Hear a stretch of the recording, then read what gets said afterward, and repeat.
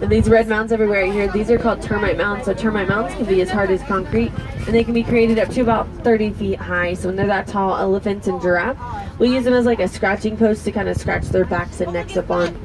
Now once the elephants and giraffe have worn them down a little bit, antelope will use them as like a stepping stool or leverage to see if there are any predators in the area.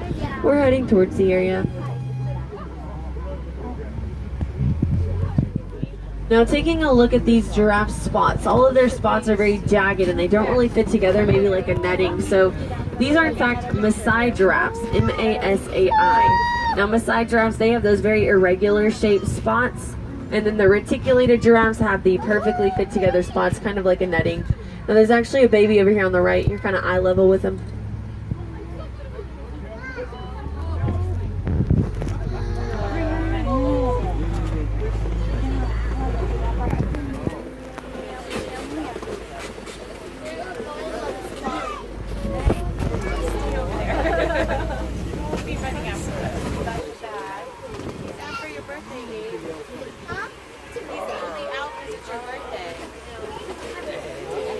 It looks like there's two female lionesses. Now the male lion, he is the protector of the pride, so he does stay behind and watch over the pride while the lionesses go and hunt. Now the lionesses, they hunt at night, not only because they are nocturnal, but because their vision is about 6 times better than our vision at nighttime, so they can see just about everything at night. So over here on the right hand side, we do have some white rhinos and some zebras. Now white rhinos, they can weigh up to about 5,000 pounds, and they can run or charge at about 35 miles per hour. We'll see it one more time as we go back around.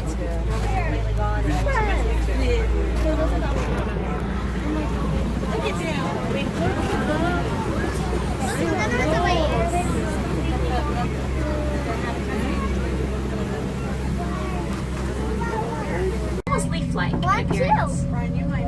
Different types of giraffe that have different types of spots. There's about 9 different types of giraffe out in the world. No 2 individuals are exactly the same. Each individual giraffe has its own unique pattern. Like people have their own unique fingerprints, so you can tell them apart. But to the left, we're at the edge of the reserve, and if you look past the fence line, there are African wild dogs roaming around in the clearing. Also known as the painted dogs because of their coloring. That black, white, kind of orange-brown color all mixed together. These painted dogs are going to look a lot like domestic dogs you might be used to, but they are only very loosely related. They are a completely different offshoot of the canid family, and these dogs are the most successful hunters of mammals in Africa.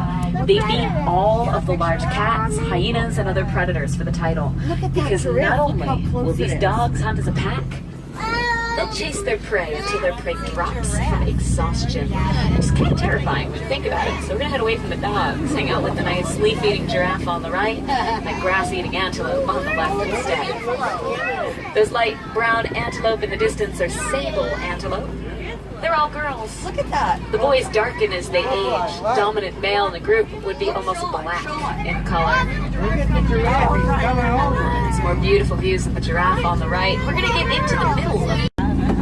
Now, they do have something in common with us that you might not think about, especially if you're looking at those nice long tall necks. They happen to have the exact same number of bones in their necks that we have in ours. Both humans and giraffes have only 7 vertebrae. There's a chest a lot bigger. Helps them reach the tree leaves they find so tasty. Like the giraffe coming up on both sides of the road out to the left, you'll also see some light tan antelope. Those are eland. And it's 2 young ones by their moms. Eland are the tallest of African antelope. Fully grown adult males are much larger. They can stand up to 6 feet tall at the shoulder. Pretty good jumpers. Eland can jump about 6 to 8 feet forward from a standstill. Imagine jumping your own height.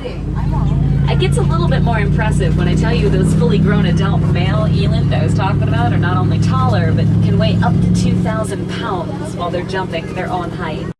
Usually there are thousands of them in a single grouping, so there's probably a lot more of them in the tall grasses and bushes nearby. I'll have to keep an eye out as we drive around. Wildebeest does translate directly to wild beast. They got the name because people thought their faces looked kind of terrifying. personally, I feel if you did see 1,000 of them coming at you all at once, you'd be just a little scared, thus wild beast, wildebeest. So now the giraffe towards the front right corner of the truck by the palm trees, and near the giraffe you might see some animals with some very large horns. Those are Ankoli cattle. Those horns average about 3 to 4 feet in length. The really cool part, they're not solid bone. Inside of the horn is